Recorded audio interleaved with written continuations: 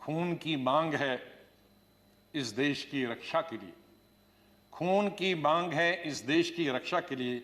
मेरे नजदीक ये कुर्बानी बहुत छोटी है, दे दो। मैं कभी इधर से निकला, इधर डूबा, इधर डूबा, उधर निकला, उधर डूबा, इधर निकला। ये मेरा जीवन ऐसे ही रहा।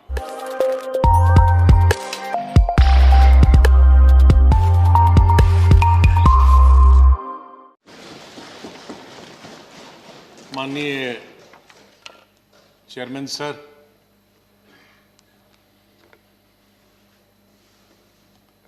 आपने, माननीय प्रधानमंत्री जी ने, माननीय डिप्टी चेयरमैन साहब ने और मेरे जितने भी यहाँ साथी हैं, उस तरफ के या इस तरफ के, सत्ताधारी पार्टी के या विपक्ष, और विशेष रूप से आपने और माननीय प्रधानमंत्री जी ने जिस तरह से भावुक होकर मेरे बारे में कुछ शब्द बताए, मैं बड़ी सोच में पड़ गया कि क्या कहूं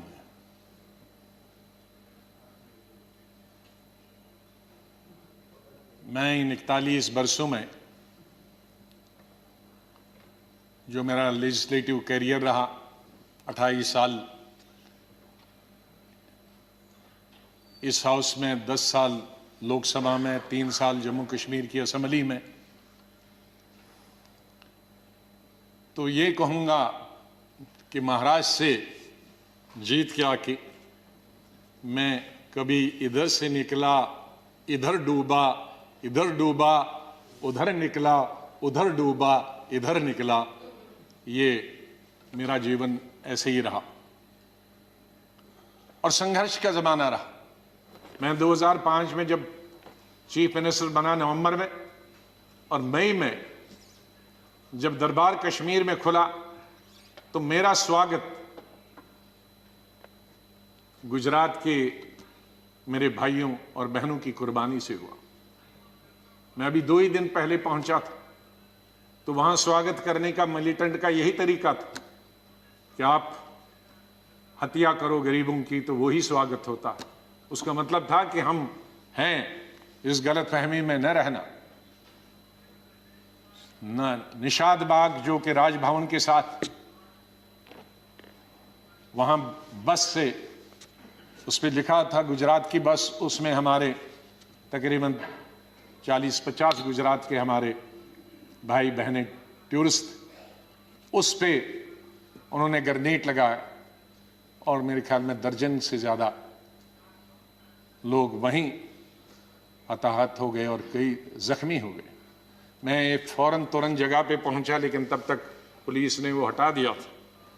फिर मैं, जैसे माननीय प्रधानमंत्री जी, इन्होंने भी डिफेंस मिनिस्टर से बात की, मैंने प्रधानमंत्री जी से बात की, जहाज आया मी-8 उनको लेने के लिए। लेकिन जब मैं एयरपोर्ट पे पहुंचा तो जाहिर है सिक्योरिटी वाले कहते हैं कि सीएम आ रहे हैं, सीएम आ रहे हैं।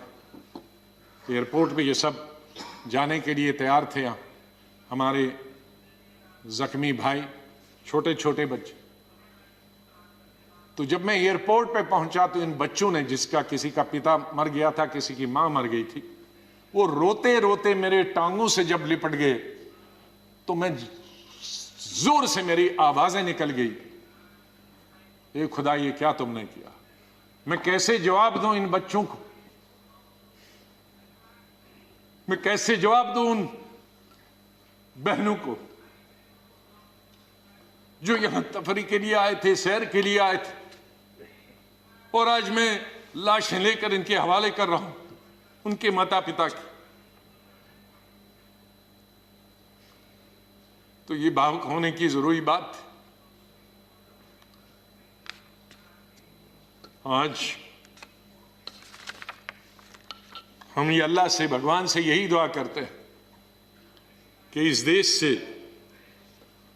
मिलिटेंसी खत्म हो जाए, इस देश से आतंकवाद खत्म हो जाए,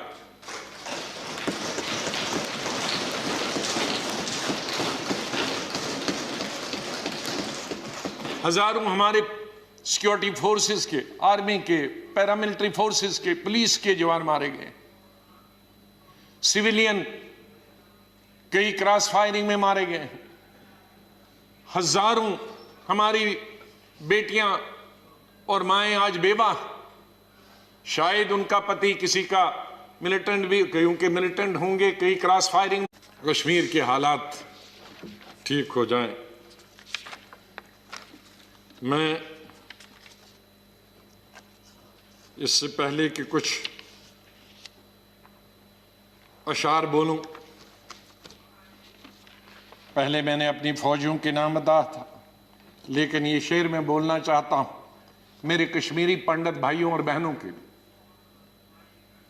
जब मैं कश्मीर में पढ़ता था तो सबसे ज्यादा वोट में यूनिवर्सिटी में जब जीत के आता था तो कश्मीरी पंडित मेरे सबसे ज्यादा लड़के लड़कियां वोट देते थे। बहुत सारे लोगों को मालूम नहीं कि कश्मीर में लड़कियां हिंदुस्तान के मुकाबले में सबसे ज्यादा, जम्मू में नहीं, कश्मीर में, जिस वक्त मैं एमएससी कर रहा था तो साइंस में तकरीबन 50% लड़कियां होती थी और आर्ट्स में 90%। तो ओवरऑल ज्यादा लड़कियां पोस्ट ग्रेजुएशन पढ़ती थी। तो मैं जब यूनिवर्सिटी का इलेक्शन लड़ता था तो हमारे कश्मीरी पंडित लड़के हों या लड़कियां, सबसे ज्यादा वोट मुझे 100% मिलते थे। मैं 99 भी नहीं कहूं। दोस्त हैं आज वो बिखरे हुए। मुझे बहुत अफसोस होता है जब मैं उनसे मिलता, अपने क्लासमेट्स। ये उन कश्मीरी मेरे भाई पंडितों के नाम जिनके जो घर से बेघर हो गए, उन कश्मीरी बेवाओं के जो बेवाएं हुई हैं और बच्चे हुए और जो वहां से बिछड़ गए, उनके लिए शेर अर्ज करता हूं। गुजर गया, और ये हमारा जो आज मुद्दत खत्म हुई इसके लिए भी कह सकता हूं। गुजर गया वो जो छोटा सा एक फसाना था, गुजर गया वो जो छोटा सा एक फसाना था। फूल थे, चमन था, आशियाना था। गुजर गया वो जो छोटा सा एक फसाना था। फूल थे, चमन थे, था, आशियाना था। न पूछ उजड़े नशे मन की दास्ता। घोंसला उजड़ गया। न पूछ उजड़े नशे मन की दास्ता। न पूछ थे 4 तिनके मगर नाम आशियाना तो था। तो हम उस आशियाने को, आप दोनों यहां बैठे हैं, उसको फिर आशियाना बनाए जो इस वक्त उजड़ा हुआ है। उसके लिए हम सबको प्रयास करना। और मुझे, जैसे मैंने बताया, बहुत काम कर चुके हैं, सेवा कर चुके हैं, आशीर्वाद सबका मिला है। मैं यही कहूंगा, दिल ना उम्मीद तो नहीं, नाकाम ही तो है। दिल ना उम्मीद तो नहीं, नाकाम ही तो है। लंबी है गम की शाम, शाम ही तो है। कितनी लंबी होगी? सवेरा तो आई, विंटर में जरा लंबी होती है, तो लंबी है गम की शाम मगर शाम ही तो है। सवेरा तो फिर आ जाएगा। और आखिर में ये कहूंगा, चाहे हम याद यहां ना होंगे, लेकिन फिर उसके लिए कहूंगा, बदलेगा न मेरे बाद भी मौजूए गुफ्तगू। बदलेगा न मेरे बाद भी मौजूए गुफ्तगू। मैं जा चुका हूंगा फिर भी तेरी महफिलों में रहूंगा। माननीय चेयरमैन साहब, मैं आपका बहुत बहुत धन्यवाद करता हूं। आपके साथ काम करने का मुझे अवसर मिला। आप जब पार्टी के अध्यक्ष थे तब भी हमारी मुलाकात होती थी, जब आप मंत्री बने तब भी बात होती थी, जब यहाँ चेयरमैन बनने से, वाइस प्रेसिडेंट आप बनने से पहले आप पार्लियामेंट्री अफेयर्स मिनिस्टर थे और मैं एलओपी था, तब भी हमारे संपर्क है। लेकिन जिस तरह का आशीर्वाद, जिस तरह का प्रेम, जिस तरह का प्यार आपका चेयरमैन के तौर पे मिला और वो जो गाइडेंस मिली, उसके लिए मैं हमेशा ऋणी रहूँगा। धन्यवाद करता हूँ उसके लिए, और आपके स्नेह और प्यार के लिए मैं हमेशा धन्यवाद करता हूँ। माननीय प्रधानमंत्री जी, कई दफा टोका टोकी हुई और आपने कभी बुरा नहीं माना। एलओपी के वक्त में बड़ी बड़ी लंबी स्पीचें आपकी हुई, मेरी हुई, खास करके राष्ट्रपति के अभिभाषण पर। उसमें लंबी तकरीर होती थी, कभी हम कुछ एलओपी की जिम्मेदारी करते थे, लेकिन आपने व्यक्तिगत तौर पर उसे कभी अपने खिलाफ नहीं लिया। हमेशा भी आपने पर्सनल कॉन्टेक्स्ट को और पार्टी की जो जिम्मेदारी है उसको दूर रखा।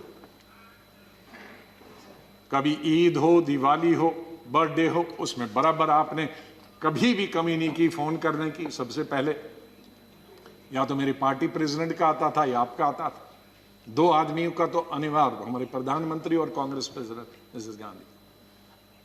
और आपने हमेशा बताया कि कभी अपनी स्टेट के बारे में हो और कोई काम हो तो मुझे आप कभी भी बताना। मुझे याद है जब मैं राज्यसभा इलेक्शन लड़ने गया तो आपने कुछ कहा कि भाई आपको कुछ जरूरत है। मेरे का वो तो लड़ाई है, आपका कैंडिडेट है, मैं कैंडिडेट हूं, उसमें आप कुछ नहीं कर सकते। तो ये एक पर्सनल टच जो होता, आदमी भावुक हो जाता है, आदमी सेंटिमेंटल हो जाता है, आदमी इमोशनल होता है।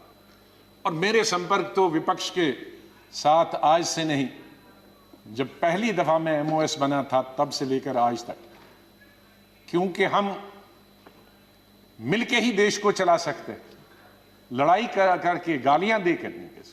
हम अपनी बात अपने भाषणों के जरिए कर सकते हैं। मैं आपका बहुत धन्यवाद करता हूं। मैं